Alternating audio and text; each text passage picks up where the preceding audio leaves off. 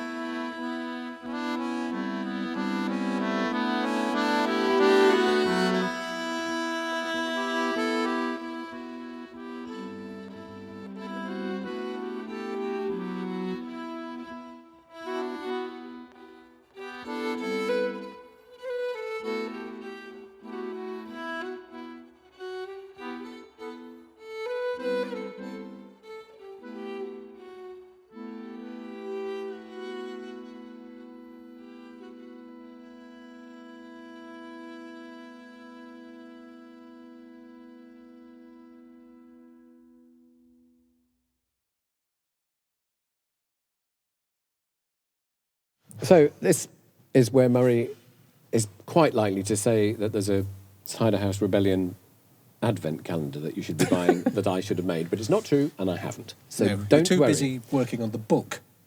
Which I still haven't done. But there's still time. Good. So, I can, on the other hand, yes, I'm getting there. I can. I can. Plug a little thing that we did. Yes, I know. It's not. You're not helping. The Ha is a rather remarkable band with us in it, frankly. Yes. And Cormac Byrne, who's the Baron player, really, in my opinion. Yes. And Molly Donnery. who is fantastic. A Rather good beautiful at singing. Irish singer. Anyway, we released a single last week which was chosen before lockdown and is called The Parting Glass, which is not so appropriate because you can't really have a parting glass before you leave when you can't meet. But that aside, Yes, links will be yes, somewhere, wherever they go. Yes. So on to today's special guest, and he is Mr. Andy Cutting. Yes. If I try and list the bands that Andy's involved with, we'll be here till not this Christmas, but the one after. You know, Blows a Bella, Leverett, Queen. No. I knew this wasn't going to help. Well- But he's in lots of bands. Yes. Okay? Thank you. Bellowhead? No. well, let's No, think. stop. Right. Squeeze? Yes. Well, he plays a melodeon. Anyway. It's like close, isn't it? Yeah. Let's find out He's what not he... in Squeeze, that's a lie. Pardon? He's not in Squeeze. Well, he squeezes things. You see, I was just trying to catch you out there, and I did. Ah. Ooh. Over to Andy. So today we are very, very pleased to welcome to the show Mr. Andy Cutting. Good day, sir. Hiya. Good day to you. Hi, Andy. Hiya, you're right. It's great that we've managed to all connect successfully on whatever we've finally managed to connect Yes. on. Absolutely. It was a bit of a yes. crisis, everybody, as we were trying to get ourselves together. FaceTime wouldn't do something and something wouldn't do something else. It's just a sign of the times. I think if something didn't go slightly wrong, you'd have that kind of going on holiday feeling of driving in the car going, I've forgotten something. That's not just going on holiday, No. it's going anywhere for me. And it's always true. Yes. Oh, It could be leaving his fiddle at home. It could be all sorts of things. no? yeah, disaster. I have a friend, a French fiddle player, a guy called Jean-François Vraud, and I was playing in Blows a Bella, a gig in Paris, and Jean-François was playing as well, and he lives in Paris, on the outskirts of Paris, and he turned up and he was ready for his sound check, and he went and he sat down, very simple, just playing solo violin, and he opened his case and he went, I will be about 40 minutes. And he disappeared off, didn't really say anything else, and came back about 40, 50 minutes later. And he'd bought his bow, but he hadn't bought his violin. I, unfortunately, has to be said, have the same story. Yeah. I was living just north of London, and I'd driven up to Birmingham to do a violin concerto. I got to the rehearsal in good time, which I was very pleased with myself for. Opened my case, which was equally empty. Had a bow in it, but no fiddle. No. But Birmingham is, I think it was 2.5 hours drive.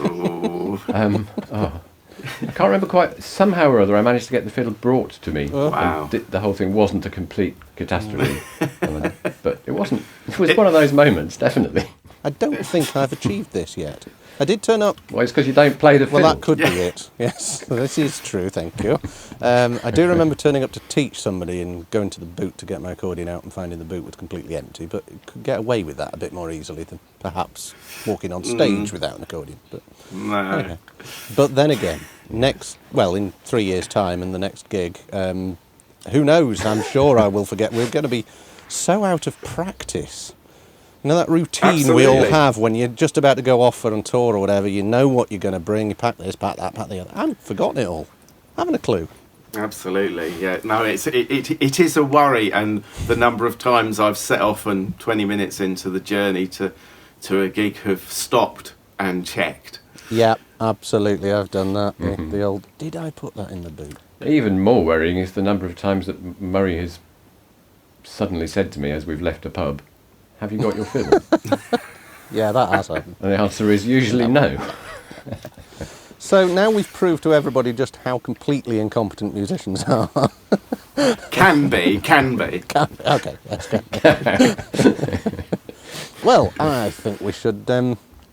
We should ask one of our special questions. Yes. Yeah, we've got some questions. I canvassed my family for things that would be interesting. Oh. Can you remember your very first time in front of an audience? I suppose the long and short of it is, I did a play in the box. I used to be a drummer, you see, so I did loads of gigs doing that for several years until the penny finally dropped with me that I was fine and I could read drum scores and stuff, and I used to play for shows, but I realised that I was never going to be anything but a kind of functional drummer. I didn't have any kind of flair or anything, and I just thought, if I'm not going to have something specific, let's say the USP. Yeah. If I didn't have that, it was kind of pointless carrying on. So I stopped playing the drums about the same time as I started playing the box. So I suppose. Yeah. So I suppose, I did all that was when I was at school and stuff. Yeah. So I stopped playing the drums probably when I was about 15 and a half, coming up to 16. And then I started playing the box. And I suppose the first time that, obviously I didn't get paid because it was a charity gig, but the audience paid money to the gig. Yeah. I must have been about 16 and a half or so. I'd only been playing a few months. Yeah. And some friends, so it was a charity gig. So I suppose, What made you think the box was going to be something where you did have a USP? Well, I didn't really. Well, the story was, I'm from a kind of folky family, English folky family. Both my mum and my dad danced the Morris in different sides, and so from the 8 and went to the local folk club. My mother was in a choral society, so she heard a lot of kind of classical music, but because of the folky stuff, I was dragged around many pubs from about the age of 5 on various Morris tours. So basically all of my social time out of school was spent in folky kind of musical dancey events. Yeah. So it was just around me. Yeah, absolutely. And so it seemed kind of an obvious progression to start playing something. I wanted to play a melodic instrument, and the instrument that I set my heart on playing was the hammer dulcimer. I don't know why. Presumably there's a kind of subliminal thing, you hit it, so it must be kind of similar to drumming. But no one really. I knew somebody who had one, and I'd had a go and went, "Oh, that's a good laugh." But I happened to be in a specific situation with a friend of mine who was a lovely box player, and he had loaned somebody else an old little 10-key one-row melodeon, and he'd tried to learn to play it, couldn't get on with it at all. I happened to be there, and they gave it back, and he said, I can't get on with it at all, And the guy who owned the instrument said, it really needs fixing up, and I'm quite practical.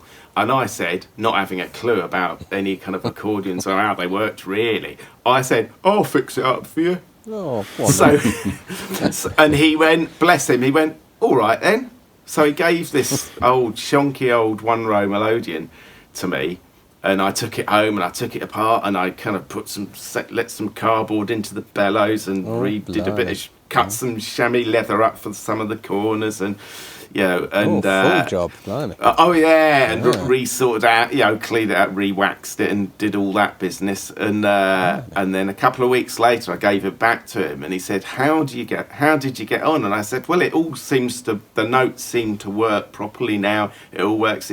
And he said, "No, not that." I said, "Playing it." And I said, "Well, it's only been back together for about 2 days." So he said, "Well, did you have a go on it?" And I went, "Well, yeah." And I played him like 2 tunes, and he used words. I am paraphrasing here, but he said to me, "That's not fair." He said it took me about 6 months to be able to get through a tune okay from starting to play, and I'd had it for 2 days in a playable condition. And I kind of, many years later, it dawned on me that probably the reason why I kind of managed to do it in such a short time was that I wasn't having to learn the tunes. No. Because I had the tunes in my head from the age of 5. Everywhere I went, people were playing these, pretty common repertoire. So I wasn't trying to learn the actual tunes. I was just trying to learn mechanically, how it actually worked. And the way my brain works, it works quite well doing that. So I kind of figured that, cool. I might be able to do this now. Yeah, I know what you mean. If the tune's in your head, your fingers have a strong tendency to try and follow that. Exactly. Even if they don't know what they're doing. It gives you more than a fighting chance, I think. Having said that, I mean, I completely get that with an accordion, but I've got a fair number of tunes in my head, but I can pick up a melodeon and forget it. It doesn't work. My brain obviously is wired differently. Well, it's weird, people. I've been asked for years and years. Well, is it hard to play? That question. I would personally. It's like any instrument. Some people have an affinity to certain instruments, absolutely. But for me, I think if you sit down and seriously have a go at it for a few hours, it's in a very simple given a very simple melody. It literally is. All you have to do is remember which button to press and whether to push or pull the bellows. So it's that's the confusing bit for me. Yeah. Which button to press is fine. The pushing and pulling as well is. For this, I think maybe violinist, though. I mean, that for me. Yeah, but maybe that's what makes it even harder for a violin, because when you push and pull the bow, you don't change the notes at all. I suppose that's the same for you, though, isn't it? And that makes it so bizarre. Absolutely. Well, and the violin, viola, cello, those kind of classical stringed instruments, they're ridiculous because they come in 2 separate unattached parts. To me, that just seems ludicrous. Yes, which means you can forget one of them. And it's so much easier to leave one part at home, as previously discussed. Indeed. Yeah. No, string things, again, it's obviously something in the head that this whole concept of putting your finger down in one place whilst moving the other hand, and then... it just doesn't... My brain just... I just seem to be the keyboard person, the non-push-pull keyboard my brain works with. Absolutely. Anything else? Disaster. Absolutely. It's like, I'm at the point now, people ask me, are you pushing or pulling there, trying to learn a thing? And it's like, I've no idea, because I don't think about it. Absolutely. But it's that classic, 10,000 hours or whatever of playing, Yeah, people ask me, what finger are you going to use there? What position are you going to play in? I have no idea what position I'm in at any point, or what fingering I'm going to use. Yeah. Musically, where are you coming from and where are you going to? That's a far more kind of pertinent thing, because that suggests where you would be at that given point. Yeah. Maybe. Yeah, that's true. Maybe. Talking about where you're coming from and where you're going, actually, one of the questions that I think it was my daughter asked was, how do you think your music fits in the folk tradition? Well, with you, it seems pretty straightforwardly that it's grown out of it, but maybe that's too simplistic. How do you see it? No, it's like that. It's that influence thing. So I think I genuinely believe that we are influenced by everything around us and everything that has been around us, whether it be, a sentient being or a dog or a cat or a particularly, foul-looking dog poo. It's I think it informs yourself. It informs us. So and my certainly formative years, information was English folk music and dance. Yeah. So that's why I am kind of who I am. Very soon after I started playing, I was I was going to say subjected. Wrong word. I was given the opportunities. Yes. Let's be exposure. I was. Andy Cutting was exposed. I was exposed. I was exposed. I was shown. I was able to see some musicians who weren't from the English tradition, but they were playing their own traditional music, and that's kind of namely an Italian guy called Riccardo Tesi, and a French man called Marc Perron. And the peculiar route to find those people, the catalogue for Italian accordion manufacturer called Castianari had in their brochure had their accordions, all lovely looking, all lovely, but the backgrounds they used for those photographs were album sleeves of people who had played their instruments. Now, at the time, I lived in London, and the Virgin Megastore was there, and it had a world music section that was in fact run by a man called Gordon Potts at the time. Yeah. And so their world music section, there were probably thousands of albums there. And so I used to go in there with me money saved up, and I'd look through, world music, Italy, and go through until I found, I recognise that album cover because it's on Castianari, and look through and it said Organetto, and I would buy a record of something that I'd seen on a brochure for accordions.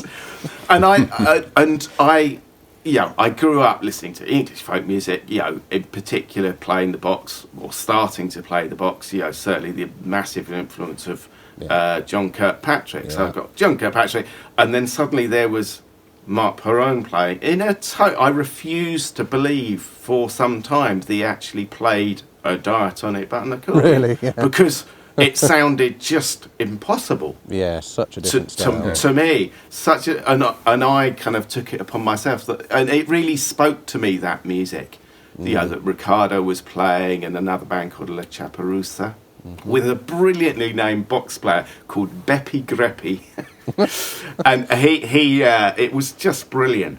And so I had that, and I started to kind of not veer off entirely, but I certainly began to be much more interested in the music of kind of Europe, if we remember that place. So from that, obviously, into Blowsabella and all the rest of it. Absolutely, yes. I was, very lucky. I was going to say, you were talking about how you're influenced by all the stuff around you. If you're thinking about places to perform, does the place you are performing in make a difference to you as well, the actual venue, the setting? Not really as far as repertoire goes, because one has one's repertoire, and you can.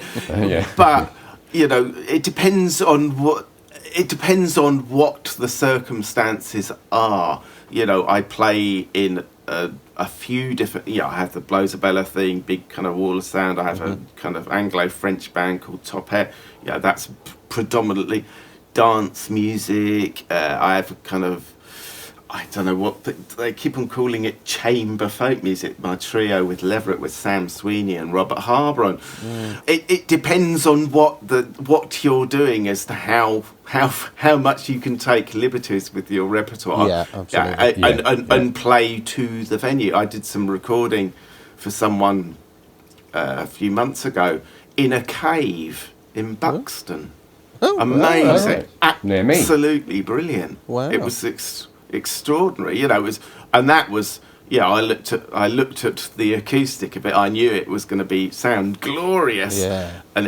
And particularly chose to play some kind of long lugubrious things, just to try and play around with the sound, because it was pointless trying to play anything kind of choppy or, you know, anything very staccato or anything like that. Well, I did a little bit of that, but, you know, as far as that goes, I would change the way that I played stuff. But I wouldn't I would certainly in Leverett we could do that, and we would do that. Yeah. But certainly with bands like Blows Bell or Top Hat, we play would the just set. play. Yeah. We would play what we play. Yeah, absolutely. What about with Chris Wood? I was listening to something last night. Oh, I right. can't remember what it was called, but it was a very long set, and it almost sounded improvised. It may well have been improvised. I was going to ask you whether you do improvise stuff, or whether it was something that he ended up playing a couple of fiddles, open strings. Oh, right, yeah, plucked. Sweet Jane. But there's a whole long bit before it. It's very, Yeah. very spacey, very, very gorgeous, actually. Thank you very much. Oh, yeah, it was recorded in the room where I'm sat, actually. As far as the improvisation thing goes, there's a way that certainly Chris and I, we didn't develop it, we didn't set out, we didn't have a plan and set out to do it. Basically, the way we worked was we had repertoire, and then we would perform that repertoire. Yeah. That was the setting arrangement of it. There would be no... Yeah. Obviously, if there's songs involved, you have to be a little more specific.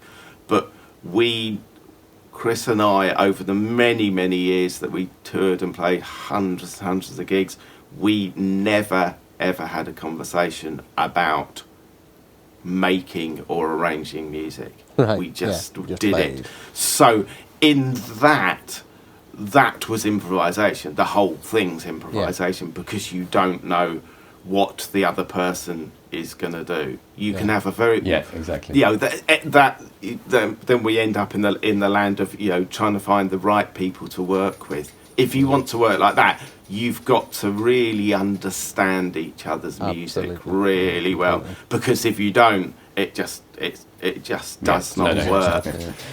So there will be, you know, very often quite simple, sometimes exceedingly complicated in the folk idiom melodies.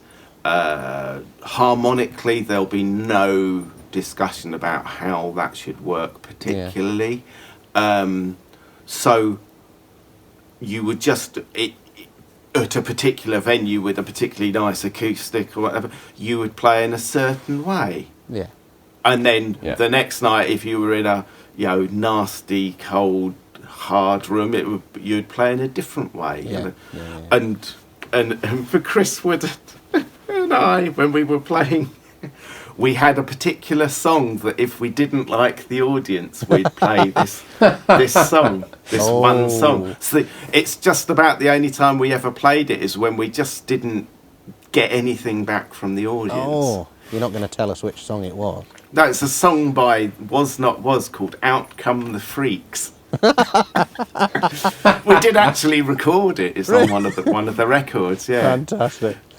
Oh, yes. I like that idea. We might have to adopt that concept. That's a good one. Yeah, I like that.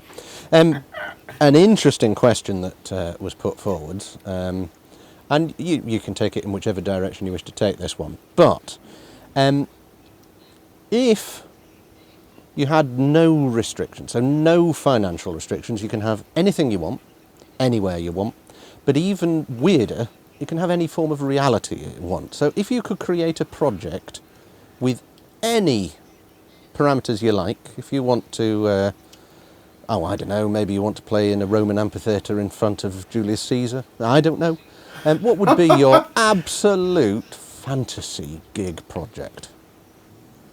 What would really, really make me very happy, and it sounds like a bit of a bizarre thing, I would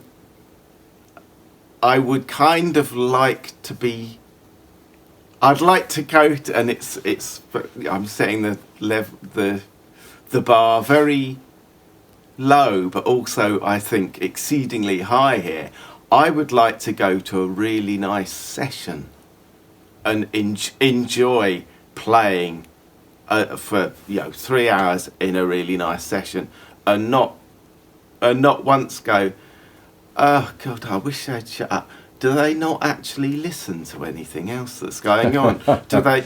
Yeah, my Okay. certainly by in rose-tinted spectacles. When I started to play, one of the most fortunate things that happened to me was there was a pub session was set up every Sunday evening in a pub fairly near me in London, and when my parents didn't take me, a friend of mine, a guy called Ian Dedick, used to come and pick me up and take me to the session. And the session was set up, and it sounds very exclusive. It wasn't excluding at all to a point. But the session was set up as a session where nobody is to play any, well, it was said at the time, Irish music. And it wasn't as an exclusive session, we don't like that. The fact was that certainly there, I lived in Harrow until I was 23. Within 6 miles of where I lived, you could go to at least 2, if not 3, really good Irish sessions every night of the week. So if you wanted to go and play tunes that weren't, Celtic, Irish particularly there, you couldn't. Or if you played a tune, you might play one tune, but then the next 3 hours you wouldn't get a note in, and so it was set. So there was this great session there that it was encouraged to play other music. So there was a few kind of Swedish, Scandinavian tunes played, but predominantly it was an English session with usually a mad 15 minutes with Ian Dedick playing his latest tune he'd learnt from an Italian record, and me playing a tune that I just tried to learn from Mark Perrone or Riccardo Tesi. And it was great, and everyone went to the bar, and it was like, okay, you've got that out of your systems. Anyway, back to playing the Rodawa, Actually, a really, really gorgeous session, The number of times I've heard people say, chat to musicians, any been to any sessions lately? Yeah, absolutely. Obviously not lately, but and they go, yeah, been to actually, and I've heard this at least 3 times from people saying, actually, yeah, had a really great session the other week. So, right, what was who was there? What instruments? What was? He said it was. They said each time they said it was really weird because there were only 3 of us. And it's like, yeah, of course. Then you can. I think 3's the kind of ideal number, really. Yeah. There's enough. You can listen enough and actually hear what other people are doing. You can react to that. You can not play and it doesn't die a death. Doesn't become a solo. Mm-hmm. But there isn't loads. There aren't 3 guitar players all playing different tuning and playing different chords all the way through. Yeah, absolutely. So I think that would be my. Okay. Good answer. I like it. That's good. Yeah. Obviously, talking trios, you've just recently brought out a live Leverett album. Yes, indeed. Yes. When was it live? We had a tour, a kind of UK British gigs in February, beginning of 2020. So right at the end of that, we had a couple of weeks. And we'd decided the previous year that we would take a desk to record it, and do multi-track tape recordings of the gig, and took some extra microphones, and just see whether A, it was any good, and B, whether the recording quality was good enough. The acoustics of the room was okay. Course, yeah. And anyway, we went away, we recorded all the gigs. In fact, our last gig was on the 2nd of March, and then came home, and then of course the end of March it was lockdown started. Yeah. So we didn't think about it for about a month, and then one of us went, have we listened to any of those multi-tracks yet? So, and I think Rob oiked them out and listened. And basically, I think 3 of us, we weren't really expecting very much from it. And he listened to it and went, and he did some very rough mixes and just sent them and said, "Have a listen to this. I think it's really good." And listened to it and was absolutely astounded by, that it was good. It sounded great and the playing was great. So, like, wow. We started going, okay, here's those. There were particular venues that acoustically, the room just sounded horrible, and there were various noises and stuff. So so it kind of limited us on the actual venues that we could use, and went through and was trying to compile some kind of list of the material, because the way we work, we have a repertoire of about 46, 48 different sets. Things, so it's about 60 something tunes and stuff that we play. It's different every night. I do the set list, and every gig I do the first half 5 minutes before we go on, and then for the second half, I'll do it 5 minutes before we go on for the second half. So, we just change it all the time. So there's a huge amount of kind of different repertoire, and also because there's no arrangements, it's always different. So I have to listen to all this stuff.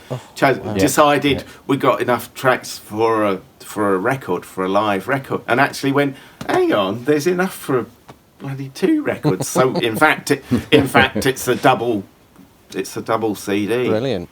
And stuff. Wow. So got all that done, and it's a limited run as well. So we've just pressed 1,000. So there's a few left, available through our website. Absolutely, we will make sure to share those links. Don't worry. Absolutely, thank you. Of course, it'll be maybe 2 or 3 weeks from now, possibly, till people see this. So you might have sold out by then. Who knows? So indeed, we will put the link. But apologies if they've been so popular that there's none left. Then again, you never know. If they've been that popular, you might be able to twist somebody's arms. You never know. Yeah. Well, never say never, or something, isn't it? Yeah. What do you find hardest about performing, apart from remembering to take your instrument? Hardest nerves. I've always suffered from my nerves. I can get exceedingly nervous. Yeah. Very often, Wouldn't know. For some years, to the point of just going, this is stupid. I should just stop. Because it was too much. But I seem to have, as I've got older, I've kind of got better. I don't think the nerves have got any better particularly, but my way of dealing with it is... strategies, absolutely, Yeah, no, I do know that one myself. And I find it's the unexpected moments where it's hardest. So maybe if you were doing a live BBC broadcast, you'd expect nerves. Okay, we're playing to a few million. You'd expect that to be nerve-wracking. But I get, one I know you will know, something like Whitney or something like that. And you're only playing to 60, 70 people, but they're all really interested in the instrument you're playing, and they're staring at you through binoculars. Not quite, but that's what it feels like. Those are the ones that I find suddenly the nerves come on in an unexpectedly aggressive way. Oh, yeah. but I think in those, tutor type concert at workshop weekends or weeks and stuff, I think there is what I think about it is that you're in front of them, trying to help them, advising them, showing them how to do things, trying to show you're their teacher, and then it's their chance to see you, and you have to come up with the goods. I know. That's why I get nervous. The same here, and you think, oh my goodness, it's terrifying. I've certainly had comments, and it's luckily never had a major disaster, but I have had somebody come up to me afterwards. I did notice you used your 3rd finger, but in today's workshop you advised that 4th was the right finger to. Oh, blimey, really? I hadn't a clue what I was doing. It was, you just play, as we said. But, oh dear. Yeah, so I do find those can be quite daunting. Hard sometimes. Yeah, daunting. Yeah. That's a good word for them. That actually brings us on to one of my favourite questions that came from Adam's family. What, if you can remember, what's been your worst ever Your worst ever experience in a gig, the thing that you would look back now and go, oh, I wish I could forget that moment. There are two things. This is probably the worst one. Is that many years ago I was playing with in Kate Rusby's band, Kate Rusby Trio with John McCusker, and we toured kind of Northern America. We did Canada, at all the festivals in Canada, and then into the States. And it was brilliant, actually. We got this amazing gig to play in New York Town Hall for as part of the Prairie Home Companion, which is if you don't know, it's a writer, American writer, very funny man called Garrison Keillor, who wrote a whole load of books called Lake Woebegone But anyway, he's an institution, and for many, many years he had a 2-hour radio program. Madness. There would always be live music on the show, and for a while each year they would take the show on the road. So they would do it from different kind of major halls all over America, and one of these New York Town Hall. And Kate, John, and myself, we were there, and it holds.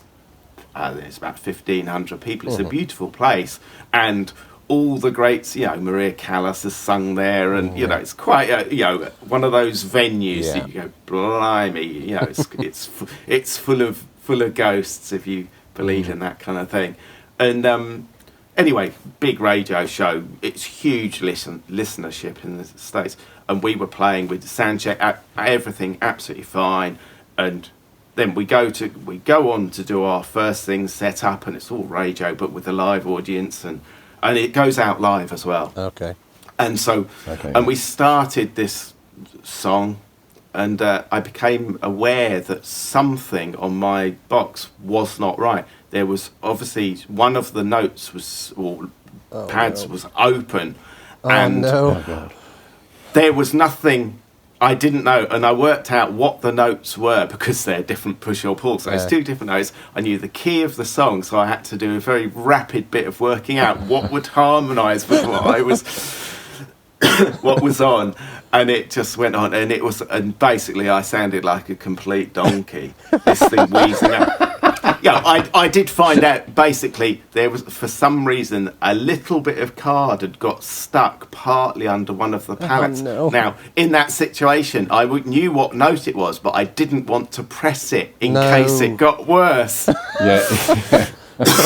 So anyway, we did this thing, and I was like, and of course, Kate and John immediately knew there was something up, but it's live radio, on you go, and stuff. What are you going to do?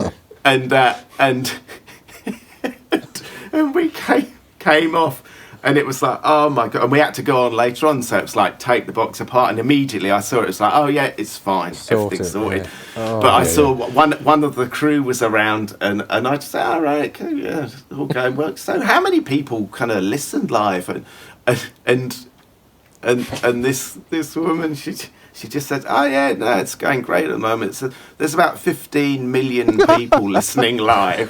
Oh no. And I'd just gone, so and not so, we'll put the link to the limited release of that one. There we went. No, it was the other one. Very, very briefly was it wasn't, the gig wasn't really bad. It was very weird. Chris Wood and I, many years ago, we did some gigs in Slovenia, and we arrived at a place called Novogorica, a place called the Hotel Perla, which it turns out that the hotel was basically a knocking shop, massive, a huge thing attached to a casino. And lots of rich Italians apparently went there for their recreation, and huge place. And we were playing in the nightclub of the casino, and it was, and there were some people had come to see Chris and me. Well, by some people, I think probably 30, maybe 40 people had come to see us at the gig, but because it was the nightclub, there was a DJ, and the DJ was playing his full-on set to 30, 40 people who were not interested at all. And then, you know, he did the big announcement of us playing our rinky-tinky little tunes. Yeah, that was not a super experience. Not comfortable. No, very bizarre. Well, thank you for sharing those. You're welcome. Brilliant. Well, I think, although we could, I'm sure, gossip forever. Indeed. I think we should probably draw this to a close. So it's been an absolute honour and pleasure to chat with you this day. Well, likewise to both of you. Thanks, Andy. Thanks for coming on. Well done for doing something. You know, Yeah, well, seems like a plan. Yeah, absolutely, yeah. I think we're all looking forward to when we can actually all get out there again and meet up. And I think that more even than the gigging, just to get out and see each other again and talk face to face. Absolutely. Yeah. And have a drink. Oh, yes. Absolutely. That'd be lovely. Fantastic. Wonderful. Well, thank you very much, Andy. And we will see you, I am sure, in reality at some point in the near future.